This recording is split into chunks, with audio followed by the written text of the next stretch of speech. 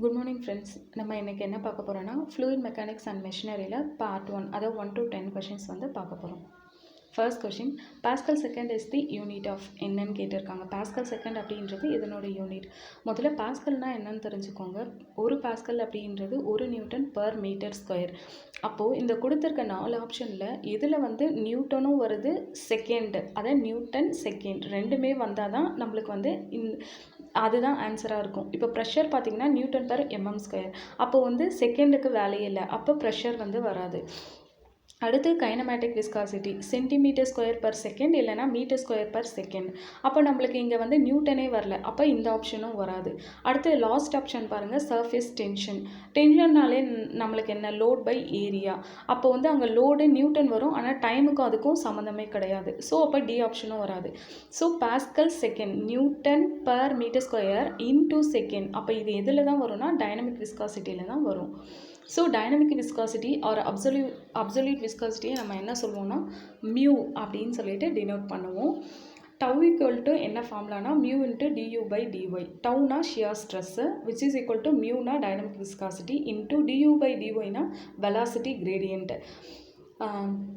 இது வந்து எப்படி இந்த ஃபார்முலா வந்து டெரைவ் பண்ணாங்கன்னா as per Newton's law of viscosity. So Newton's law of viscosity படி தான் இந்த டெரிவேஷன் வந்து நம்மளுக்கு கொடுத்துருக்காங்க. இதன் மூலயமா நம்ம வந்து மியூவோட வேல்யூ வந்து கண்டுபிடிக்கிறோம். அதாவது ஸ்ட்ரெஸ்னா என்ன, ஃபோர்ஸ் பை ஏரியா. அப்போ tau equal to F by A which is equal to mu into V by Y. அப்போ mu equal to F into Y divided by A into V. So நம்மளுக்கு மியூக்கு வந்து ஃபார்முலா வந்து கிடச்சிருச்சு. So எஃப்னா என்ன, newton, force வந்து newton, ஒய்னா டெப்த்து, ஸோ எம்ன்னு டினோட் பண்ணுறோம், டிவைடட் பை ஏரியா வந்து மீட்டர் ஸ்கொயர், வெலாசிட்டி வந்து மீட்டர் பர் செகண்ட்.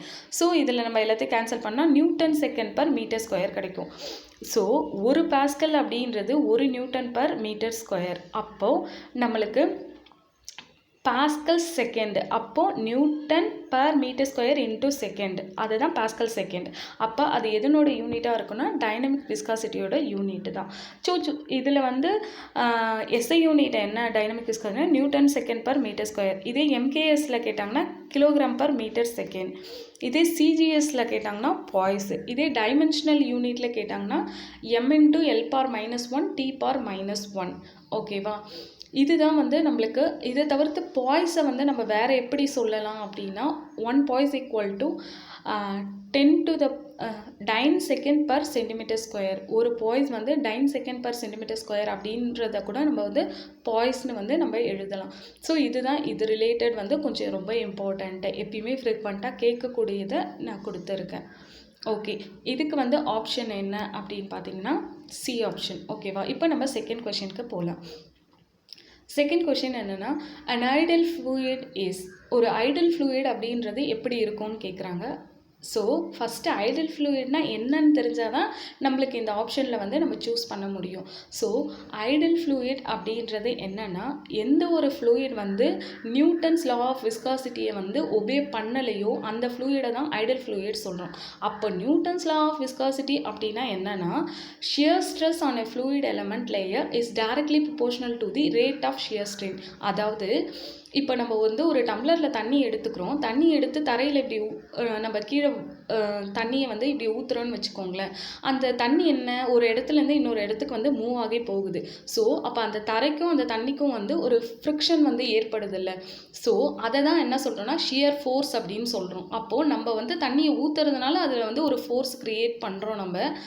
அப்போது நான் கொடுக்குற ஃபோர்ஸுக்கு வந்து அந்த லிக்விடில் வந்து ஒரு ஸ்ட்ரெஸ்ஸு உருவாகுது இல்லை, அந்த ஸ்ட்ரெஸ்ஸுக்கு பேர் தான் என்ன சொல்கிறாங்கன்னா ஷியர் ஸ்ட்ரெஸ் சொல்கிறாங்க. அப்போது ஷியர் ஸ்ட்ரெஸ்ஸு உருவாகிறதுனால அது எதுக்கு வந்து, அப்போது அது ஒரு இடத்துலேருந்து ஒரு இடத்துக்கு மூவ் ஆகுது. ஸோ ஒரு இடத்துல ஸ்ட்ரெஸ்ஸுன்னு இருந்தால் கண்டிப்பாக அந்த இடத்துல ஸ்ட்ரெயினும் இருக்கும். அப்போது ஸ்ட்ரெயினும் இருக்குது, ஸ்ட்ரெஸ்ஸும் இருக்குது. அப்போது ஸ்ட்ரெஸ் வந்து டைரக்ட்லி ப்ரொபோர்ஷனல் டு ஸ்ட்ரெயின். நம்மளுக்கு எஸ்ஓஎம்மில் படிச்சிருப்போம். அதே கான்செப்ட் தான் இங்கேயும். அப்போது இங்கே என்னென்னா இங்கே உருவாகிற ஸ்ட்ரெஸ் வந்து ஷியர் ஸ்ட்ரெஸ். அப்போ டவ் வந்து டைரக்ட்லி ப்ரொபோர்ஷனல் டு என்னென்னா இதுவும் ஸ்ட்ரெயின் தான், ஆனால் இந்த ஸ்ட்ரெயின் என்னென்னா ஆங்குலர் டிஃபார்மேஷன் ஸ்ட்ரெயின். அதாவது அங்கே வந்து ஒரு சாலிட் மெட்டீரியல் பார்ப்போம் நம்ம எஸ்ஓஎம்மில், அதனால் அங்கே வந்து எப்சிலான் அப்படின்னு டினோட் பண்ணுவோம். ஆனால் இங்கே தண்ணியை வந்து கீழே ஊற்றுறதுனால அதனுடைய டிஃபார்மேஷன் எப்படி இருக்கும், அது எப்படி வெலாசிட்டி வந்து ட்ராவல் பண்ணோன்னா டி தீட்டா பை டிடி, அதாவது ஒரு பர்டிகுலர் டைமில் ஒரு பர்டிகுலர் ஆங்கிளில் டிஃபார்மேஷன் அக்கர் ஆகும்னு சொல்கிறாங்க. ஸோ டவ் வந்து directly proportional to d theta by dt. இந்த ப்ரொபோஷனலை எடுக்கிறதுக்கு நம்ம ஒரு கான்ஸ்டன்ட் யூஸ் பண்ணுறோம்ல, அந்த கான்ஸ்டன்ட்டுக்கு பேர் தான் என்னென்னா மியூ, அதாவது டைனமிக் விஸ்காசிட்டி அப்படின்னு சொல்கிறோம். அடுத்தது ஏன் வந்து சில இடத்துல பார்த்தா tau equal to mu into d theta by டிடின்னு போட்டிருப்பாங்க, சில இடத்துல வந்து tau equal to mu into du by டிஒய்னு போட்டிருப்பாங்க. என்ன காரணம்னா டி தீட்டா பை டிடி அப்படின்றது வெலாசிட்டி ப்ரொஃபைல், அதாவது தண்ணியை நான் எடுத்துக்கிறேன் கீழே ஊற்றுறேன், அப்படி ஊற்றும் போது அதனுடைய அந்த வெலாசிட்டி ட்ராவல் ஆகுது இல்லை, அதுக்கு ஒரு ப்ரொஃபைல் நான் போட்டு பார்த்தேன்னா அந்த ப்ரொஃபைல் வந்து பேரபாலிக் ப்ரொஃபைலாக இருந்ததுன்னா நான் வந்து இந்த ஃபார்முலா யூஸ் பண்ணுவேன். அதே வந்து சும்மா ஒரு ஸ்மால் திக்னஸை மட்டும் எடுத்து, ஒரு ஸ்மால் திக்னஸ் ஆஃப் ஃப்ளூயிடை எடுத்து அதுக்கு நான் ப்ரொஃபைல் பார்க்கும்போது அந்த ப்ரொஃபைல் எப்படி இருக்கும், வெலாசிட்டி ப்ரொஃபைல்னால் லீனியராக இருக்கும். இந்த மாதிரி பேரபாலிக் வேரியேஷன் வந்து காமிக்காது.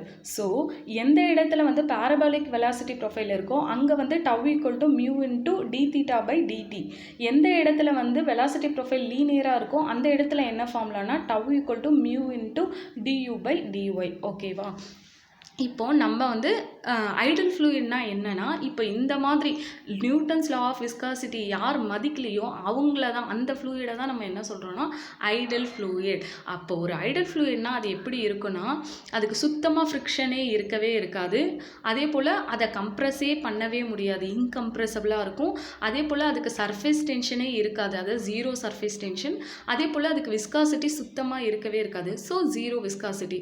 ஸோ நம்மளுக்கு முன்னாடியே தெரியும் ஐடல்னாலே என்ன, இந்த உலகத்தில் அப்படி ஒன்று இல்லவே இல்லை அப்படின்னு கற்பனையாக சொல்கிறோம்ல, அதை தான் ஐடல் ஃப்ளூயிட் சொல்லுவோம். அப்போது அதுக்கு 4 குவாலிட்டிஸ் இருக்குது. என்ன குவாலிட்டிஸ்? கண்டிப்பாக அது நியூட்டன்ஸ் லாவை ஒபே பண்ணவே பண்ணாது, ஃப்ரிக்ஷன்லெஸ்ஸாக இருக்கும், அதாவது ஃப்ரிக்ஷனே இருக்காது. நம்ம தண்ணியை ஊற்றினா அது வந்து ஓடவே ஓடாது, அது ஃப்ரிக்ஷன்லெஸ்ஸாக இருக்குது. அடுத்து வந்து இன்கம்ப்ரெசிபிள், அதை பிடிச்சி நம்மளால் அழுத்தவே முடியாது, இன்கம்ப்ரெஸ்ஸாக இருக்குது. ஓகேவா? அடுத்து வந்து zero surface tension, zero viscosity வந்து சுத்தமாக இல்லவே இல்லை அப்படின்னு சொல்கிறாங்க. ஸோ இந்த 4 குவாலிட்டிஸ் வந்து யாருக்கு பொருந்தோன்னா ஐடல் ஃப்ளூயிட். ஸோ இதுக்கு ஆப்ஷன் வந்து பி. ஓகேவா? அதாவது ஐடல் ஃப்ளூயிட் அப்படிங்கிறது ஃப்ரிக்ஷன்லெஸ்ஸாக இருக்கும், அதே போல் இன்கம்ப்ரெசபிளாக இருக்கும். ஓகேங்களா? அடுத்து தேர்ட் கொஷின் என்னென்னா, the unit of kinematic viscosity. So kinematic விஸ்காசிட்டியோட யூனிட் என்ன அப்படின்னு கேட்குறாங்க. இதை நான் ஃபர்ஸ்ட் கொஷின்லேயே சொன்னேன், சென்டிமீட்டர் ஸ்கொயர் பர் செகண்ட். இருந்தாலும் நம்ம என்னன்னு பார்க்கலாம். கைனமேட்டிக் விஸ்காசிட்டியை வந்து நம்ம எப்படி வந்து டினோட் பண்ணுறோன்னா நியூ அப்படின்னு டினோட் பண்ணுறோம். அப்படின்னா என்னன்னா, it is the ratio of viscosity to the density, அதாவது nu equal to mu by rho. அப்போது மியூனா என்ன, டைனமிக் விஸ்காசிட்டி. அதுக்கு முன்னாடியே நம்ம வந்து யூனிட் வந்து பார்த்தோம், கிலோகிராம் பர் மீட்டர் செகண்ட். டென்சிட்டினா என்ன, kilogram per metre cube. So இது எல்லாத்தையும் கேன்சல் பண்ணால் நம்மளுக்கு மீட்டர் ஸ்கொயர் பர் செகண்ட்னு யூனிட் கிடச்சிரும். இதுக்கு எஸ்ஐ யூனிட், எம்கேஎஸ் யூனிட் ரெண்டுமே என்னென்னா மீட்டர் ஸ்கொயர் பர் செகண்ட் தான். ஓகேவா? சிஜிஎஸ் யூனிட் கேட்டாங்கன்னா ஸ்டோக். ஓகேவா? அதாவது சென்டிமீட்டர் ஸ்கொயர் பர் செகண்டை தான் நம்ம என்ன சொல்கிறோன்னா ஸ்டோக் அப்படின்னு சொல்கிறோம். அடுத்து இதுக்கு டைமென்ஷனல் யூனிட் கேட்டாங்கன்னா எல் ஸ்கொயர் டி பார் -1. ஆக்சுவலாக வந்து நம்மளுக்கு அடிக்கடி கேட்குறது பார்த்தா பாய்ஸ் எதனோட யூனிட்டு, ஸ்டோக் எதனோட யூனிட், இதுதான் நம்மளுக்கு ரொம்ப ஃப்ரீக்வெண்ட்டாக கேட்பாங்க. ஆனால் நம்ம அப்போவுமே வந்து ரொம்ப கன்ஃபியூஸ் ஆகும். அதை எப்படி வந்து நம்ம கொஞ்சம் அவாய்ட் பண்ணிட்டு ஏதாவது ஒரு ஹிண்ட் மாதிரி வச்சுக்கலாம். என்னென்னா dynamic viscosity, kinematic viscosity. So alphabetical ஆர்டரில் எழுதிக்கோங்க. அதே போல் பாய்ஸு, ஸ்டோக்கு ஆல்ஃபபெட்டிக்கல் ஆர்டர். அப்போது பாய்ஸுன்றது கண்டிப்பாக என்னென்னா டைனமிக் விஸ்காசிட்டியோட யூனிட்டு, ஸ்டோக் அப்படின்றது எதனோட யூனிட்னா கைனமேட்டிக் விஸ்காசிட்டி. ஸோ இந்த மாதிரி நம்ம ஞாபகம் வச்சுக்கிட்டா நம்மளுக்கு வந்து ரொம்ப ஈஸியாக இருக்கும். ஸோ அப்போது கைனமேட்டிக் விஸ்காசிட்டியோட யூனிட் வந்து centimetre square per second. Option வந்து டி, தேர்ட் ஒன்னுக்கு. இப்போ நம்ம ஃபோர்த் கொஷின் போகலாம். ஃபோர்த் கொஷின் என்ன கொடுத்துருக்காங்கன்னா, if the dynamic viscosity of a fluid is 0.5 poise and specific gravity is 0.5, then the kinematic viscosity of that fluid in Stokes எவ்வளோன்னு கேட்குறாங்க. அதாவது டைனமிக் விஸ்காசிட்டி கொடுத்துட்டாங்க 0.5, ஸ்பெசிஃபிக் கிராவிட்டி கொடுத்துருக்காங்க 0.5, நியூ அதாவது kinematic viscosity வந்து என்னன்னு கேட்குறாங்க. ஓகேவா? நம்மளுக்கு ஃபார்முலா தெரியும். என்ன formula? Nu equal to mu by rho. அப்போ மியூவு ரோ ரெண்டுமே நம்ம என்ன பண்ணோம், சிஜிஎஸ் யூனிட்டில் சப்ஸ்டியூட் பண்ணிக்கணும். ஏன் அப்படின்னா நான் முன்னாடியே சொல்லிட்டேன், கைனமேட்டிக் விஸ்காசிட்டியோட சிஜிஎஸ் யூனிட் வந்து ஸ்டோக் அப்படின்னு சொல்லிட்டு. ஸோ அப்போ நம்மளுக்கு வந்து வரக்கூடிய நம்மளுக்கு ஆன்சர் வந்து சிஜிஎஸ் யூனிட்லேயே கேட்டிருக்காங்கன்னா நம்ம முன்னாடியே வந்து மியூவோட வேல்யூவும் டென்சிட்டியோட வேல்யூ ரெண்டுமே வந்து சிஜிஎஸ் யூனிட்டில் சப்ஸ்டியூட் பண்ணிட்டோன்னா நம்மளுக்கு ஆன்சர் வந்து சிஜிஎஸ் யூனிட்லேயே கிடச்சிரும். ஸோ அதனால தான் ரெண்டுமே சிஜிஎஸ் யூனிட்டில் நம்ம சப்ஸ்டியூட் பண்ணணும். ஸோ இப்போ நம்மளுக்கு எஸ்ஸோட வேல்யூ அதாவது ஸ்பெசிஃபிக் கிராவிட்டி வந்து 0.5 கொடுத்துருக்காங்க. எஸ்ஸுக்கு ஃபார்முலா என்ன? Density of fluid by density of water. ஓகேவா? ஸோ இப்போ எஸ்ஸோட வேல்யூ வந்து 0.5, டென்சிட்டி ஆஃப் ஃப்ளூயிட் வந்து நம்ம கண்டுபிடிக்கணும். ஸோ டென்சிட்டி ஆஃப் வாட்டர் வந்து 1000 kg/m³. ஸோ ரெண்டுத்தையும் மல்டிபிள் பண்ணாங்கன்னா நம்மளுக்கு டென்சிட்டி ஆஃப் ஃப்ளூயிட் வந்து கிடச்சிரும். So 0.5 g/cm³. நான் இங்கே வந்து கன்வர்ஷன் போட்டிருக்கேன், எப்படி வந்து kg/m³ g/cm³ மாற்றணும் அப்படின்னு சொல்லிட்டு நீங்கள் ரெஃபர் பண்ணிக்கோங்க. ஸோ நியூ ஈக்குவல் டு என்னன்னா 0.5 பாய்ஸ் டிவைடட் பை 0.5 g/cm³. நிறைய பேர் நினச்சிப்பாங்க சிஜிஎஸ் யூனிட்டில் வந்து kg/m. இல்லவே இல்லை. சிஜிஎஸ் யூனிட் ஆஃப் டென்சிட்டி என்னன்னா g/cm³. ஸோ அதனால தான் நம்ம 0.5 g/cm³ சப்ஸ்டியூட் பண்ணுறோம். ஸோ ரெண்டு சப்ஸ்டியூட் பண்ணால் 0.5 கேன்சல். நம்மளுக்கு வரக்கூடிய அந்த யூனிட் எதில் வரும்னா 1 ஸ்டோக்ஸ், அதாவது சிஜிஎஸ் யூனிட்லேயே தான் நம்மளுக்கு கிடைக்கும். ஸோ இதுக்கு ஆன்சர் வந்து 1 ஸ்டோக். ஓகேங்களா? Next one, 5th question. The viscosity of a gas. கேஸோட விஸ்காசிட்டி வந்து டெம்பரேச்சரை பொறுத்து எப்படி மாறுபடும் அப்படின்னு வந்து கேட்டிருக்காங்க. ஓகேவா? So variation of mu and nu with temperature. மியூனா டைனமிக் விஸ்காசிட்டி, நியூனா கைனமேட்டிக் விஸ்காசிட்டி.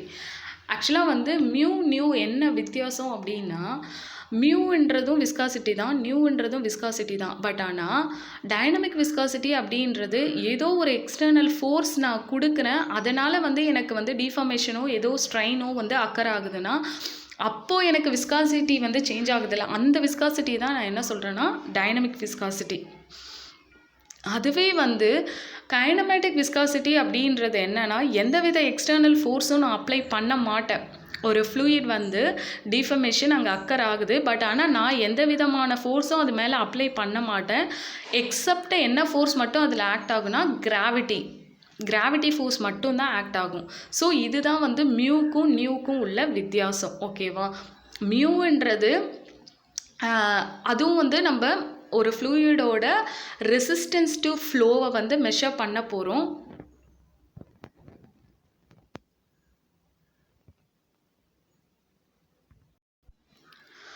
மியூன்றதும் நம்ம ரெசிஸ்டன்ஸ் டு ஃப்ளோ தான் மெஷர் பண்ண போகிறோம். ஓகேவா? நியூன்றது என்னென்னா ரெசிஸ்டன்ஸ் டு ஃப்ளோ தான் நம்ம மெஷர் பண்ண போகிறோம். இது வந்து ஃபோர்ஸ் ஆக்ட் ஆகும், அதில் எந்த வித ஃபோர்ஸும் இருக்காது எக்ஸப்ட் கிராவிட்டி. அதுதான் ரெண்டுத்துக்குமே உள்ள வித்தியாசம். ஓகேவா? ஸோ டெம்ப்ரேச்சர் வந்து அதிகமாச்சுன்னா லிக்விடில் டைனமிக் விஸ்காசிட்டி வந்து கம்மியாகும், அதே கேஸில் வந்து டைனமிக் விஸ்காசிட்டி வந்து அதிகமாகும். அதே வந்து பொதுவாக வந்து விஸ்காசிட்டியோட நேச்சர் அதுதான். பட் ஏன் வந்து என்ன ஒரே ஒரு சின்ன வித்தியாசம்னா கேஸ்க்கு வந்து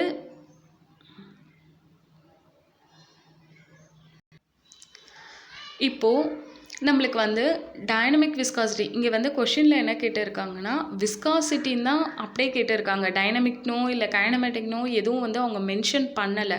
அப்படி எதுவுமே இல்லாமல் வெறுமனே விஸ்காசிட்டி அப்படின்னு கொடுத்தாங்கன்னா அதை நம்ம என்ன எடுத்துக்கணும், டைனமிக் விஸ்காசிட்டின்னு தான் எடுத்துக்கணும். ஸோ அப்போ டைனமிக் விஸ்காசிட்டி வந்து எப்படி இருக்கும் அப்படின்னா லிக்விடில் டெம்ப்ரேச்சர் அதிகமானாதான் அந்த கண்டிஷன் தான் நம்ம இப்போ பார்க்க போகிறோம். டெம்ப்ரேச்சர் அதிகமாச்சுன்னா டைனமிக் விஸ்காசிட்டி வந்து லிக்விடில் குறைஞ்சிரும். விஸ்காசிட்டி டெம்ப்ரேச்சர் அதிகமாக, ஃபார் எக்ஸாம்பிள் ஒரு நெய் எடுத்துக்கிறோம், அந்த நெய் வந்து நல்லா கெட்டியாக இருக்கும். இதே கொஞ்சம் நம்ம ஹீட் பண்ணோம், ஒரு பாத்திரத்தில் நெய் ஊற்றி ஹீட் பண்ணோன்னா உடனே வந்து அப்படியே அது பார்க்குறதுக்கு நல்லா தண்ணி மாதிரி ஆகிடும். என்ன காரணம்னா அப்படியே அது ஃபுல்லாக உருக ஆரம்பிச்சிடுது. ஸோ அப்போ அதுலேருந்து என்ன தெரியுது, நெய் வந்து நார்மலாக அப்படியே சாலிடாக இருக்க மாதிரி இருக்கும், இப்போ ஹீட் பண்ணும்போது உருக அப்படின்னா என்னென்னா அதனுடைய விஸ்காசிட்டி வந்து கம்மியாகுது. இதே வந்து கேஸில் வந்து இது அப்படியே ஆப்போசிட்டாக நடக்கும். ஸோ விஸ்காசிட்டி என்ன ஆக ஆரம்பிக்குன்னா அதிகமாக ஆரம்பிக்கும் அப்படின்னு அதிகரிக்கும் அப்படின்னு சொல்கிறாங்க. இதுக்கு என்ன காரணம்? ஏன் வந்து ஒரே ப்ராப்பர்ட்டி தான், அதாவது விஸ்காசிட்டின்றது என்னென்னா ரெசிஸ்டன்ஸ் டு ஃப்ளோ, அந்த ஒரே ப்ராப்பர்ட்டி ஏன் இந்த ரெண்டுத்துக்கும் வேரி ஆகுது, ரெண்டுத்துக்கும் வேறு மாதிரி இருக்குன்னா காரணம் என்னென்னா லிக்விடில் டெம்பரேச்சர் அதிகமாகும் போது என்ன அதுக்குள்ளே நடக்குதுன்னா மாலிகுலர் பாண்ட் வந்து பிரியுது, உடஞ்சி போகுது, அதாவது கொஹசிவ் நேச்சர் வந்து உடைய ஆரம்பிக்குது. அப்படி கொஹசிவ் நேச்சர், அந்த கொஹசிவ் பாண்ட் வந்து பிரேக் ஆகிறதுனால என்ன ஆகுது, விஸ்காசிட்டி வந்து கம்மியாகுது. இது எதுலனா லிக்விடில். அதே வந்து கேஸில் இது அப்படியே என்ன நடக்குதுன்னா டெம்பரேச்சரை நம்ம நல்லா அதிகமாக்குறோம். அப்படி நல்லா அதிகமாக்கும் போது என்ன ஆகுதுன்னா மாலிகுலர் கொலிஷன்ஸ் வந்து நடக்குது. அப்படின்னா என்னென்னா மாலிகுலர் மொமெண்டம் வந்து இன்க்ரீஸ் ஆகுது. அதாவது பார்ட்டிக்கல் எப்பயுமே கேஷியஸ் மாலிகுல் நம்ம எடுத்துட்டோன்னு வச்சுக்கோங்களேன், அதில் வந்து ஒவ்வொரு பார்ட்டிக்கிளும் தனித்தனியாக இருக்குமா, நல்லா நம்ம சூடு பண்ண உடனே சூடு தாங்க முடியாமல் எல்லாம் ஒன்று சேர ஆரம்பிக்குங்க. ஸோ அப்படி ஒன்று சேரும்போது என்ன ஆகுதுன்னா மாலிகுலர் மொமெண்டம் வந்து அதிகமாகும். அப்படி அது மாலிகுலர் மொமெண்டம் அதிகமாச்சுன்னா விஸ்காசிட்டியும் அதிகமாகிடும். இதுதான் இதில் இருக்க அந்த பேசிக் கான்செப்ட். ஸோ அப்போ இதுலேருந்து என்னென்னா விஸ்காசிட்டி வந்து டெம்பரேச்சர் அதிகமாகும் போது நம்மளுக்கு லிக்விடாக இருந்ததுன்னா கம்மியாயிரும், அதே கேஸாக இருந்ததுன்னா அதிகமாகும். இதுதான் வந்து கான்செப்ட், இதுதான் இதுக்கு ஆன்சர். அப்போ விஸ்காசிட்டி ஆஃப் எ கேஸ் வந்து increases with increase in temperature. ஓகேவா? கேஸுன்னு வரும்போது என்னென்னா டெம்பரேச்சர் அதிகப்படுத்திங்கன்னா விஸ்காசிட்டியும் அதிகமாகிடும், அவ்வளோதான். அடுத்து next one, 6th question. Newton's law of viscosity relates. இப்போ முன்னாடியே நம்ம பார்த்துட்டோம் நியூட்டன்ஸ் லா வந்து என்ன வந்து ரிலேட் பண்ணுதுன்னு சொல்லிட்டு. அப்போது நியூட்டன்ஸ் லா வந்து என்ன ரிலேட் பண்ணுதுன்னா நியூட்டன்ஸ் லா ஆஃப் விஸ்காசிட்டி என்னென்னா நம்ம ஏதோ ஷியர் ஃபோர்ஸ் வந்து கொடுக்குறோம் ஒரு லிக்விடுக்கு. அப்படின்னா ஒன்றும் இல்லைங்க, சும்மா தண்ணி எடுத்து கீழே வந்து ஒரு டம்ளரில் தண்ணி எடுத்து இப்படி நம்ம ஊற்றுறோம்ல, அப்படி ஊற்றும் போது அது ஒரு இடத்துலேருந்து அப்படியே ஒரு இடத்துக்கு வந்து ட்ராவல் பண்ணி போக ஆரம்பிச்சு. தண்ணியை ஊற்றினா அப்படியே அந்த ஊற்றின அப்படியே இடத்துல அப்படியே இருக்காது. இப்போ நம்ம ஒரு கல் எடுக்கிறோம், கல் எடுத்து ஒரு இடத்துல போட்டால் அது அப்படியே தான் அங்கே இருக்கும். ஆனால் ஒரு தண்ணி இப்படி நம்ம ஒரு டம்ளர் தண்ணி எடுத்து நம்ம ஊற்றினா அது பாட்டுக்கு போயிட்டே தான் இருக்கும். ஸோ அதை தான் நம்ம என்ன சொல்கிறோன்னா ஷியர் ஃபோர்ஸ் சொல்கிறோம். ஏன் இந்த இடத்துல ஷியர் வருதுன்னா ஷியர்ன்றது என்ன, நம்ம வந்து ஸ்லைடிங் ஃபோர்ஸ் கொடுக்குறோம்ல, அதுதான் ஷியர் ஃபோர்ஸ் சொல்லுவோம். அதாவது தரையில் நம்ம தண்ணி ஊற்றுறோம், தண்ணி இப்படி போகுது, அதுக்கு பேர் தான் என்ன சொல்கிறோம், ஷியர் ஃபோர்ஸ் அப்படி சொல்கிறோம். ஸோ ஷியர் ஃபோர்ஸ் எந்த இடத்துல இருக்கோ அந்த இடத்துல வந்து ஸ்ட்ரெஸ்ஸு உருவாகும். அப்போ ஸ்ட்ரெஸ்ஸு உருவாகிடுச்சுன்னா அந்த இடத்துல டீஃபர்மேஷனும் நடந்திருக்குன்னு அர்த்தம். ஏன்னா டீஃபர்மேஷன் நடந்தால் தான் ஸ்ட்ரெஸ்ஸே உருவாகும். ஸோ அந்த கான்செப்ட் படி நம்மளுக்கு பார்த்தோன்னா என்னென்னா apply shear stress on any fluid deformation will occur angularly. அதான் என்ன சொல்கிறாங்கன்னா shear stress வந்து நம்ம அப்ளை பண்ணோன்னா ஒரு ஃப்ளூயிட் வந்து ஷியர் ஸ்ட்ரெஸ் அப்ளை பண்ணால் ஒரு ஃப்ளூயிட் வந்து டிஃபர்மேஷன் நடக்கும். பட் எப்படி நடக்கும்னா ஆங்குலர்லி நடக்கும். நம்மளுக்கு வந்து எப்படின்னா ஆங்குலர்னால் என்ன, வித் ரெஸ்பெக்ட் டு ஏதோ ஒரு ஆங்கிளில் வந்து டிஃபர்மேஷன் வந்து கிடைக்கும் அப்படின்னு வந்து சொல்கிறாங்க. ஓகேவா? அப்போ டவ் வந்து directly proportional to d theta divided by dt. ஆக்சுவலாக வந்து நம்ம சாலிடில் பார்த்தோன்னா அதை SOM பார்த்தோன்னு வச்சுக்கோங்க, ஸ்ட்ரென்த் ஆஃப் மெட்டீரியலில், அங்கே வந்து ஸ்ட்ரெஸ் வந்து டைரக்ட்லி ப்ரொபோர்ஷனல் டு ஸ்ட்ரெயின் அப்படின்னு நம்ம படிச்சிருப்போம். ஆனால் இங்கே ஃப்ளூயிடில் வந்து எப்படி இருக்குன்னா ஷியர் ஸ்ட்ரெஸ் வந்து directly proportional to rate of angular deformation. அப்போது நியூட்டன்ஸ் லா ஆஃப் விஸ்காசிட்டி வந்து எதை ரெண்டுத்தையும் வந்து ரிலேட் பண்ணுதுன்னு கேட்குறாங்க கொஷினில். அப்போ எதை ரெண்டுத்தையும் ரிலேட் பண்ணுதுன்னா ஷியர் ஸ்ட்ரெஸ்ஸையும் ரேட் ஆஃப் ஆங்குலர் டிஃபர்மேஷன், இவங்க ரெண்டு பேரையும் தான் ரிலேட் பண்ணுது. எது ரிலேட் பண்ணுதுன்னா Newton's law of viscosity.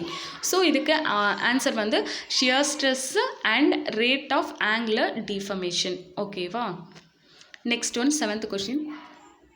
The rise of liquid of specific gravity gamma in a capillary tube of radius r is given by. அதான் என்ன கேட்குறாங்கன்னா ரைஸ் ஆஃப் லிக்விட், ஒரு கேப்லரி டியூப் எடுத்துக்கிறாங்க, அதில் ரைஸ் ஆஃப் லிக்விட் வந்து எவ்வளோ இருக்கும் அப்படின்னு வந்து கேட்குறாங்க. ஸோ ஃபஸ்ட்டு வந்து கேப்லரி டியூப்னால் என்னென்னா நார்மல் ஒரு டியூப், அந்த டியூபுக்கு வந்து டயாமீட்டர் வந்து கொஞ்சம் கம்மியாக இருக்கும். அதை தான் நம்ம என்ன சொல்கிறோன்னா கேப்லரி டியூப் அப்படின்னு சொல்கிறோம். அது வந்து நம்ம வந்து அந்த கேப்லரி டியூப்பில் வந்து ஒரு வேளை ரைஸ் அப்படின்னா என்னென்னா அந்த லிக்விடுக்கு வந்து அதசிவ் நேச்சர் வந்து அதிகமாக இருக்குன்னு நினச்சோம். அதாவது அதர்ஷன் வந்து அதிகமாக இருக்குது. அதே வந்து நான் ஒரு கேப்லரி டியூப் எடுத்துகிட்டு அந்த லிக்விட் வந்து ஃபால் ஆச்சு அப்படின்னா அப்போது வந்து அது வந்து ரொம்ப கொஹசிவ் நேச்சராக இருக்குன்னு அர்த்தம். அப்போது கேப்லாரிட்டினா என்னென்னா த phenomenon by which a liquid rises into a thin glass tube above or below its general level. தன்னோடைய லெவல்ல இருந்து ரைஸோ இல்லை ஃபாலோ ஆகுற அந்த நிகழ்வுக்கு பேர் தான் என்ன சொல்கிறோன்னா கேப்லாரிட்டி அப்படின்னு வந்து சொல்கிறோம். ஓகேவா? ஸோ அப்போ அது ஏதோ ரைஸோ இல்லை ஃபாலோ ஏதோ ஒன்று ஆகுது இல்லை, அது எவ்வளோ அளவுக்கு ஆகும் அப்படின்றத டிரைவ் பண்ணி நம்மளுக்கு ஃபார்முலாவாக கொடுத்துருக்காங்க. அந்த ஃபார்முலா என்னென்னா H = அதை capillary rice which is equal to 4 sigma cos theta divided by rho into g into d. ஓகேவா? 4 sigma cos theta by rho g d. இப்போ வந்து இந்த தீட்டான்றது என்னென்னா ஆங்கிள் ஆஃப் கான்டாக்ட். ஓகேவா? அதே போல் டின்றது என்னென்னா டயாமீட்டர் ஆஃப் தி அந்த கேப்லரி டியூப். ஜினா ஆக்சலரேஷன் டியூ டு கிராவிட்டி. ரோனா டென்சிட்டி. சிக்மானா சர்ஃபேஸ் டென்ஷன். ஸோ இது எல்லாமே நம்மளுக்கு வந்து தெரியும். ஓகேவா? ஸோ இப்போ நமக்கு என்ன வேணும்னா தீட்டாவோட வேல்யூ நம்மளுக்கு கொடுத்துருக்க கொஷினில் பாருங்கள், சும்மா நார்மல் வந்து என்ன கொடுத்துருக்காங்க, வாட்டருக்கு தான் கொடுத்துருக்காங்க. ஸோ அப்போ வாட்டர்ன்றது என்னென்னா பியூர் வாட்டர் தான் நம்ம எடுத்துப்போம். ஸோ பியூர் வாட்டருக்கு வந்து எவ்வளோ வந்து தீட்டா வேல்யூ, அதாவது ஆங்கிள் ஆஃப் கான்டாக்ட்னா 0 டிகிரி.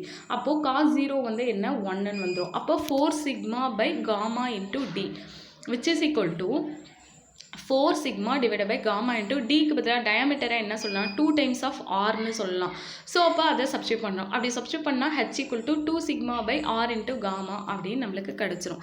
ஸோ இதுதான் வந்து ஹச்சோட வேல்யூ, அதாவது ஹைட் ஆஃப் கேப்லரி ரைஸ்க்கான வேல்யூ. ஓகேவா? அப்போ H = 2 sigma by r into gamma. காமானா ஒன்றும் இல்லை, ஸ்பெசிஃபிக் வெயிட்டை வந்து இவங்க இந்த நோட்டேஷன் யூஸ் பண்ணுறாங்க, அவ்வளோதான். நம்ம எந்த நோட்டேஷன் வேணால் யூஸ் பண்ணிக்கலாம். ஸ்பெசிஃபிக் வெயிட்னா ஃபார்முலா வந்து ரோ இன்ட்டு ஜி, அதை நம்ம மறந்துடக்கூடாது. நோட்டேஷன் வந்து இந்த மாதிரி ஸ்மால் டபிள்யூவும் யூஸ் பண்ணிக்கலாம், காமாவும் யூஸ் பண்ணிக்கலாம். நம்மளோட இதுதான் அது. நெக்ஸ்ட் கொஸ்டின் வந்து 8th question. The intensity of pressure developed by surface tension of 0.075 Newton per meter in a droplet of water of 0.075 mm diameter is. So இப்போ நம்ம சொல்யூஷன் பார்க்கலாம். ஸோ சர்ஃபேஸ் டென்ஷன் வந்து சிக்மாவோட value வந்து கொடுத்துருக்காங்க 0.075 newton per metre. Diameter of the water droplet கொடுத்துருக்காங்க D = 0.075 mm. இப்போ நம்ம என்ன கண்டுபிடிக்கணும்னா ப்ரெஷர் தான் கண்டுபிடிக்கணும். ஸோ நம்மளுக்கு ஃபார்முலா என்னென்னா pressure = 4 sigma by d. 4 sigma by d இதுதான் நம்மளுக்கு வந்து ஃபார்முலா. ஸோ அப்போ 4 into சிக்மாவோட வேல்யூ வந்து சர்ஃபேஸ் டென்ஷன், அப்போ 0.075 நியூட்டன் பர் மீட்டர், அதை சப்ஸ்டியூட் பண்ணிடலாம். அதுக்கப்புறம் வந்து டயாமீட்டர் வேல்யூவும் கொடுத்துருக்காங்க. எப்பயுமே வந்து நம்மளுக்கு வந்து ஏதோ ஒரு யூனிட்டில் இல்லை கொஷினில் என்ன யூனிட்டில் ஆன்சர் கொடுத்துருக்காங்க இல்லை நம்மளுக்கு எல்லாமே ஒரே யூனிட்டில் இருந்துச்சுன்னா நம்மளுக்கு வந்து இதை நான் இந்த 4th ப்ராப்ளம்லேயே இது சொன்னேன். 4th ப்ராப்ளம்லேயே சொன்னேன், இந்த மாதிரி வந்து எல்லாமே வந்து ஒரே யூனிட்லேயே நம்ம வந்து மாற்றி வச்சுக்கணும். அதனால் நான் என்ன பண்ணால் நியூட்டன் பர் மீட்டர் டயாமீட்டரையும் மீட்டரில் நான் கன்வெர்ட் பண்ணி வச்சுக்கிட்டேன். ஸோ ரெண்டுமே சப்ஸ்டியூட் பண்ணுறோம். கேன்சல் பண்ணால் 4 × 10⁻³ நியூட்டன் பர் மீட்டர் ஸ்கொயர். ஆனால் நம்மளுக்கு ஆப்ஷனில் என்னென்னா நியூட்டன் பர் சென்டிமீட்டர் ஸ்கொயரில் கேட்டிருக்காங்க. ஸோ மீட்டரை வந்து சென்டிமீட்டராக கன்வெர்ட் பண்ணால் 10⁻²ஆல் மல்டிபிள் பண்ணணும். ஸோ அப்போ என்ன 10⁻² ஹோல் ஸ்கொயர் சென்டிமீட்டர் ஸ்கொயர் அப்படி போட்டோன்னா நம்மளுக்கு வந்து 0.4 நியூட்டன் பர் சென்டிமீட்டர் ஸ்கொயர் வந்து கிடச்சிரும். இது ரொம்ப சிம்பிள் தான். ஆனால் இதில் வந்து நம்ம தெரிஞ்சுக்க வேண்டியது என்னென்னா ட்ராப்லெட்டு, பபிள், லிக்யூட் ஜெட், இது மூணுத்துக்கு தான் வந்து நம்மளுக்கு வந்து ப்ரெஷரோட வேல்யூ இருக்குது. ஆனால் நம்மளுக்கு எல்லாமே தெரியும், ஆனால் 4 வருமா 8 வருமா 2 வருமா, இதுதான் நம்மளுக்கு ரொம்பவே கன்ஃபியூஸ் ஆகிட்டே இருக்கும். அதுக்கு என்னென்னா சும்மா இது நார்மல் ஒரு சின்ன ஹிண்ட்டு தான், அதை நீங்கள் ஃபாலோ பண்ணி பாருங்கள். இப்போது ஃபஸ்ட் ஒன் வந்து பார்த்தீங்கன்னா ட்ராப்லெட். ஸோ ட்ராப்னா என்ன, DROP 4 லேட்டர்ஸ் தானே வருது. ஸோ அப்போ ட்ராப்னா என்னென்னா ப்ரெஷர் = 4 × சிக்மா பை d. பபுள்னா என்ன, ரவுண்ட் ஷேப்பில் தானே இருக்கும், பபுள் முட்டை விடுறாங்க அப்படி சொல்லுவாங்கள்ல. ஸோ அப்போ 2 பபுள் இருக்கும், அப்போ 8, அப்போ 8 சிக்மா பை dனா பபுளுக்கு வரும் அப்படின்னு ஞாபகம் வச்சுக்கோங்க. அடுத்து வந்து லிக்விட் ஜெட். இப்போ எல்லாத்துக்குமே பாருங்களேன், ட்ராப்லெட்டு, பபுள் அதெல்லாம் சிங்கிள் வேர்டு. ஆனால் லிக்விட் ஜெட்டுக்கு மட்டும் பாருங்களேன் 2 வேர்டிங்ஸ் வருது. ஸோ அப்போது லிக்விடு ஜெட்டு 2 வேர்டிங்ஸ் வருது. அதனால் இதுக்கு வந்து 2 sigma by d. இது சும்மா ஒரு ஹிண்ட்டு தான், நீங்கள் ஃபாலோ பண்ணி பாருங்கள். ஸோ இது முடிஞ்சிருச்சு. Pressure = 4 sigma by d. இதில் சப்ஸ்டியூட் பண்ணால் டேரெக்டாகவே நம்மளுக்கு வந்து ஆன்சர் வந்து கிடச்சிரும். ஓகேவா?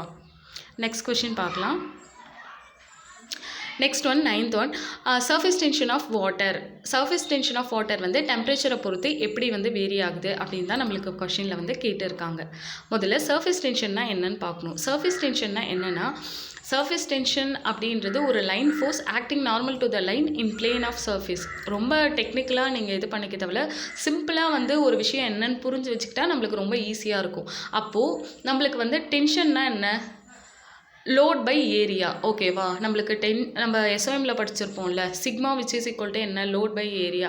எப்பயுமே ஸ்ட்ரெஸ்னால் லோட் பை ஏரியா. இங்கே ஸ்ட்ரெஸ்ஸை தான் என்ன சொல்கிறாங்கன்னா சர்ஃபேஸ் டென்ஷன் அப்படின்னு சொல்கிறாங்க. லோடுன்றது என்னென்னா எஃப் சர்ஃபேஸ் டென்ஷன் ஃபோர்ஸு. ஆனால் எல்லுன்றது அங்கே நம்ம என்ன பண்ணுவோம், ஏரியாவுக்கு பார்ப்போம். ஆனால் இங்கே அதே தான், ஆனால் லென்த்து வைஸாக நடக்குது. அப்போ எஃப்ன்றது சர்ஃபேஸ் டென்ஷன் ஃபோர்ஸு, எல்லுன்றது length over which surface tension is acting. எந்த லென்த்துக்கு வந்து அந்த சர்ஃபேஸ் டென்ஷன் ஆக்ட் ஆகுதோ அதை வந்து எல்லுன்னு சொல்கிறாங்க. ஸோ அப்போது சர்ஃபேஸ் டென்ஷன் அப்படின்றது ஒரு லைன் ஃபோர்ஸ். அது எப்படி ஆக்ட் ஆகுதுன்னா அந்த லைனுக்கும் பர்பெண்டிகுலராக ஆக்ட் ஆகுது. சர்ஃபேஸ் வந்து பிளேன் சர்ஃபேஸ்லேயே தான் இது வந்து நடக்குது. ஓகேவா, ஸோ அதை தான் நம்ம என்ன சொல்கிறோன்னா சர்ஃபேஸ் டென்ஷன் அப்படின்னு வந்து சொல்கிறோம். மெயினாக வந்து சர்ஃபேஸ் டென்ஷன் வந்து எதனால் வந்து ஆக்ட் ஆகுது அப்படின்னா கொஹசிவ் ஃபோர்ஸ்னால தான் ஆக்ட் ஆகுது. ஓகேவா, இப்போ வந்து நிறைய ஃப்ரீக்வெண்ட்டாக ஒரு கொஷின் கேட்பாங்க, என்னென்னா சர்ஃபேஸ் டென்ஷனுக்கு என்ன ஃபோர்ஸ் காரணம், கேபிலாரிட்டிக்கு என்ன ஃபோர்ஸ் காரணம். ஒன்றுத்துக்கு வந்து என்ன வரும்னா கொஹஷன் மட்டும் வரும், ஒன்றுத்துக்கு வந்து என்ன வரும்னா கொஹஷன் அதர்ஷன் ரெண்டுமே வரும். ஆனால் இது ரொம்ப நம்மளுக்கு கன்ஃபியூஸ் ஆகும். அது எப்படி ஈஸியாக ஞாபகம் வச்சுக்கலான்னா, இப்போது கேபிலாரிட்டி பாருங்களேன், ஒன்றே ஒன்று தான் இருக்கா, அப்போது அதுக்கு அதர்ஷன் மட்டும்தான் வரும். ஃபஸ்ட்டில் இருக்கிற அதர்ஷன்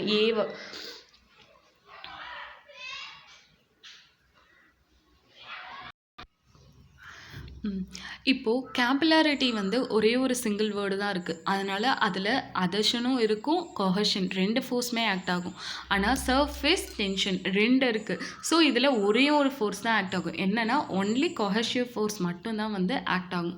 ஸோ இந்த மாதிரி ஞாபகம் வச்சுக்கோங்க. நம்ம என்ன தான் படித்தாலும், என்ன தான் கான்செப்டை படித்தாலும், என்ன தான் ரொம்ப இதுவாக இருந்தாலும் நம்மளுக்கு ஆன் த ஸ்பாட் அங்கே வந்து ஞாபகமே வராது. ஸோ அதுக்கு சும்மா சின்ன சின்ன ஹிண்ட் வந்து நம்ம எப்பயுமே எப்போ படிக்கிறப்போ நம்ம அதை யூஸ் பண்ணி படித்தோன்னா நம்மளுக்கு ரொம்ப யூஸ்ஃபுல்லாக இருக்கும்.